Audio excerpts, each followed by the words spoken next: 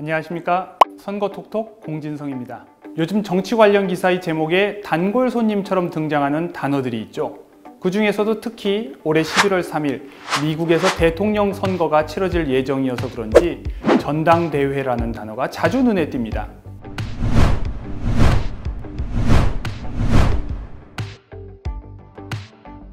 11월 미국 대선을 앞두고 대형 행사장을 가득 채운 함성과 박수, 후끈한 열기, 화려한 색깔의 풍선, 시선을 확 잡아끄는 현수막, 이런 것들을 하나도 찾아볼 수 없는 전당대회가 열렸습니다. 2시간 분량의 영상물이 전부인 온라인 전당대회, 바로 조 바이든 대통령 후보와 카말라 해리스 부통령 후보를 공식 지명한 미국 민주당의 전당대회 모습이었습니다.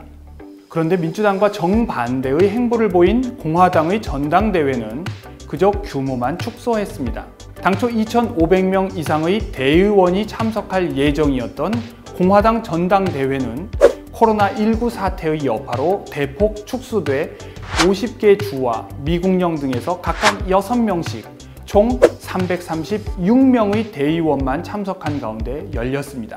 도널드 트럼프 현 대통령이 공화당의 대선 후보로 공식 선출되었고, 대의원 만장일치로 마이크 펜스 현 부통령이 다시 트럼프 대통령의 대선 러닝메이트인 부통령 후보로 공식 지명되었습니다.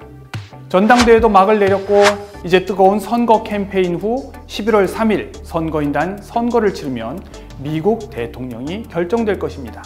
미국 대선 관련 뉴스를 보시면서 전당대회의 뜻을 어렴풋이 파악하셨을 텐데요. 우리나라에서도 최근 더불어민주당의 당대표 선출을 위한 전당대회가 열렸었죠. 전당대회는 전국 당원 대표자 회의의 줄임말입니다. 당원의 대표자들이 모여 회의를 하는 것이죠. 그런데 이 당원의 대표자를 대의원이라고도 하기 때문에 전당대회를 전국 대의원대회라고도 부릅니다. 대표자 또는 대의원을 선출할 권리를 가진 당원을 권리당원이라고 하는데요. 권리당원의 자격 조건은 정당마다 조금씩 다르지만 최소한의 가입기간 동안 일정 액수의 당비를 납부한 당원을 권리당원이라고 부르고, 이 당원들에게 대의원을 비롯한 각종 선거에서의 후보자 선출 권한, 그리고 당에 관한 주요 결정에 참여할 권한을 부여합니다. 우리나라 헌법은 정당 설립과 운영의 자유를 최대한 보장하고 있습니다. 다만 그 목적과 조직, 활동이 민주적이어야 한다고 규정하고 있는데요. 그래서 정당들은 당대표 같은 정당 지도부를 선출하거나 당헌, 당규 등을 개정할 때, 그리고 대통령 선거의 후보자를 선출할 때 당원의 대표자인 이 대의원들을 모아 대의민주주의적으로 결정을 하고, 요즘은 보완적으로 일반 당원의 참여도 허용함으로써 직접 민주주의적 요소를 가미하고 있습니다. 여기에서 더 나아가 당원이 아닌 일반 국민의 의견까지 여론조사를 통해 반영하기도 합니다. 대규모의 전당대회를 통해 당 대표와 대선 후보가 결정되기 때문에 이 전당대회를 앞두고 언론의 관심 또한 뜨거울 수밖에 없고, 언론의 이 뜨거운 관심 덕분에 정당과 후보자에 대한 관심 역시 높아지곤 합니다. 전당대회를 영어로 Party Convention이라고 하는데요. 그래서 전당대회 뒤에 당과 후보에 대한 지지율이 높아지는 현상을 컨벤션 효과라고 부릅니다. 그러니까 모든 정당이 전당대회를 비슷한 시기에 하고 싶지는 않겠죠. 아무래도 언론의 관심이 분산될 테니까요. 대통령 후보나 당대표는 전당대회에서 선출됩니다. 그렇다면 원내대표는 어디에서 선출될까요? 당대표가 전체 당원의 대표라면 원내대표는 국회 안에 있는 당원들의 대표입니다. 국회 안에 있는 당원이 누구일까요? 그 당에 속한 국회의원들이겠죠. 그래서 원내대표는 그 당에 속한 국회의원들이 직접 뽑습니다. 이 원내대표는 국회 안에서의 당대표로서 다른 당의 원내대표와 만나 협상을 벌입니다.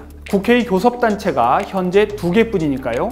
원내대표의 권한이 상당히 막강하다고 할 수 있겠죠. 그렇지만 원내대표의 권한은 어디까지나 소속 정당의 국회의원들로부터 비롯하기 때문에 오히려 불안정할 수 있습니다.